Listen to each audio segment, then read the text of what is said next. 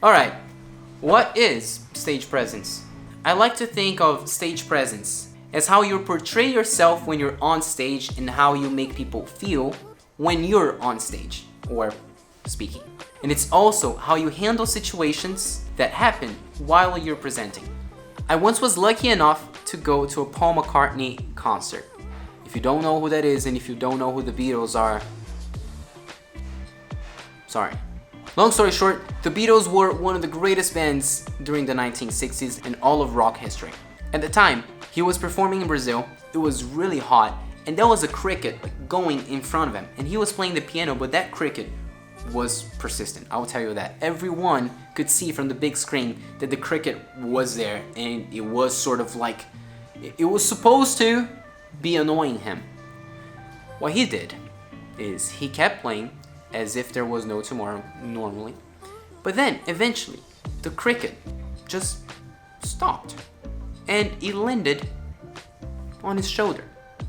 This guy kept playing, really hot outside, and after the song was over, he actually gave the microphone to the cricket and was like, "Hey everyone, meet my friend Jerry," whatever he called it.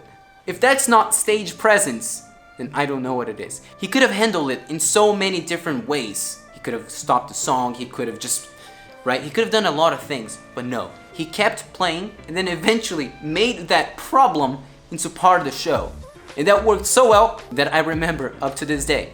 And I also remember everyone was in awe, right? Everyone was, wow, how, that's utterly amazing. Because when he was on stage, you would pay attention to him, right? He was on stage.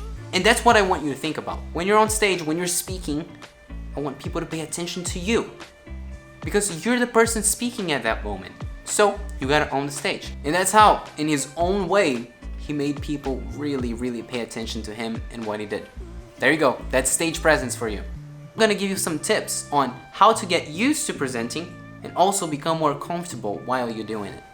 Number one, if you get a chance, go to the place where you're gonna give your presentation, your speech, and practice there. Or just spend some time there. Get used to it. Try to visualize. When you're there, try to imagine a lot of people there.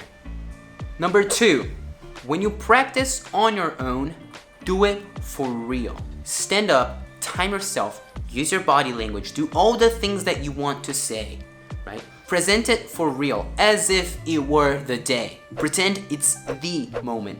If you do that enough times, when it gets to the moment, you're gonna be fine. 3. Now, if you want to quickly start your presentation differently than everyone else, take the following scene.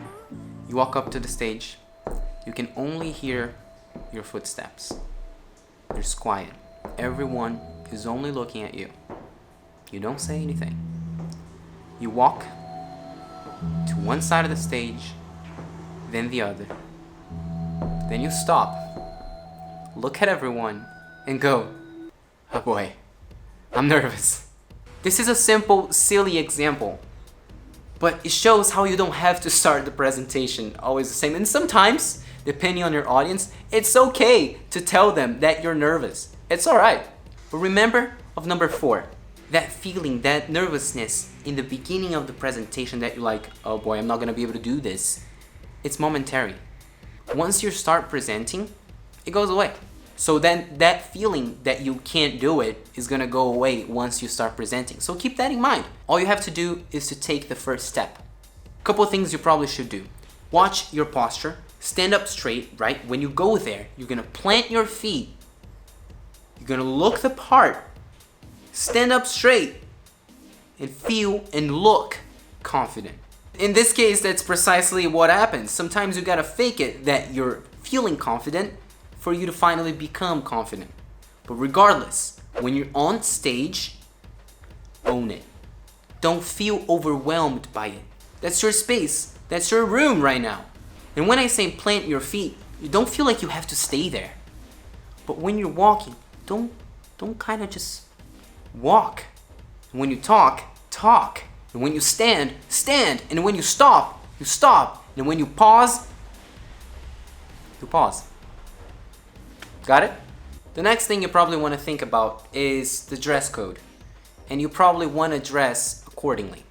Look, the dress code for an interview at a corporate job is probably going to look different from someone who's trying to get a job as a personal trainer, right? So we can stretch that to presentations as well. Okay, sometimes it makes sense for you to look more casual in your presentations, but it's always good to ask what you're supposed to wear. If it's a class, ask your professor. If it's a conference, ask the person who's organizing it. Just make sure to ask people what the dress code is. And if you don't know, a fair rule of thumb is overdress. Go looking sharp. You're probably better off for looking really, really prepared than looking like you never even thought about your dress code. So if you're presenting, you probably don't want to present it in a hoodie. Always make sure to at least ask. Another quick point on even boosting your confidence. Dress for success, right? Have you seen those studies that say that the people that dress up during their finals week usually perform better? Well, that's because you're feeling confident. So there you go. You could also do the same with your presentations.